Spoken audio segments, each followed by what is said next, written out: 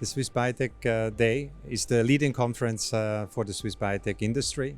At this day, we are collaborating with big pharma companies, with investors in biotech, with the suppliers of the SMEs and startups, and also with the academic partners that are engaging in translational medicine and the partners in hospitals in clinical research. This edition was by far the biggest and the most international ever.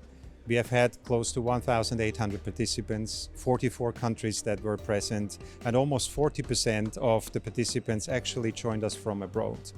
This included 10 international delegations that have chosen the Swiss Biotech Day as the anchor event where they can meet with partners in Switzerland, and after the event they actually go on site tours. They go to Basel, they go to Lausanne, they go to Bern and Zurich, and they even split up so that they can visit individual companies and universities and even investment partners.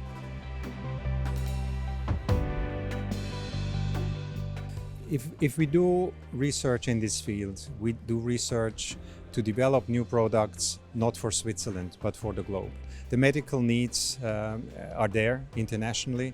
The local market in Switzerland is very small, but we have become one of the leading, globally leading hubs because we are developing new drugs, new modalities, new technologies that are applicable internationally.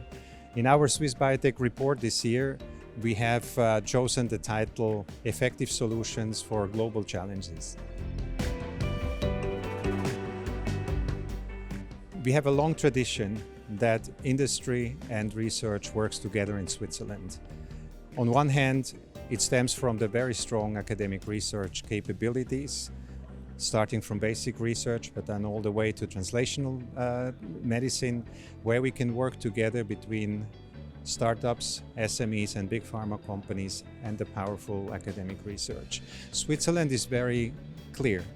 It supports education, it supports formation, it invests heavily into strong universities and educational formats, but at the same time, the Swiss government does not invest in industrial partners.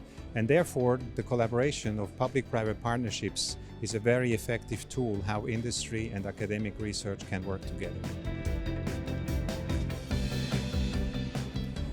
Well, first of all, Switzerland now is one of the globally leading R&D hubs.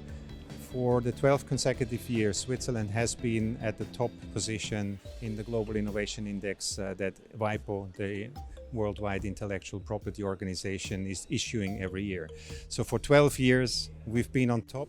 There's always a danger that this picture changes, which would mean we step back. We have been able to avoid that, and we try to understand whether we are well positioned for the future by looking at forward-looking indicators.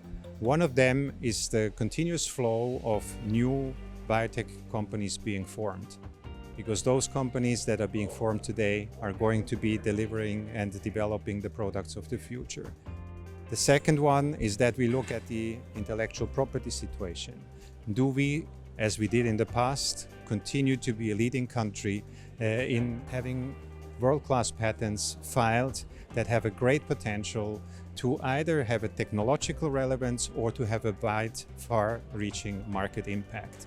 Both of these have been the case in the past, and everything we see, it still is the case today. And the third part that we look at is manufacturing. There is heavy investments by both global CDMOs as well as multinational pharma companies in production facilities in Switzerland.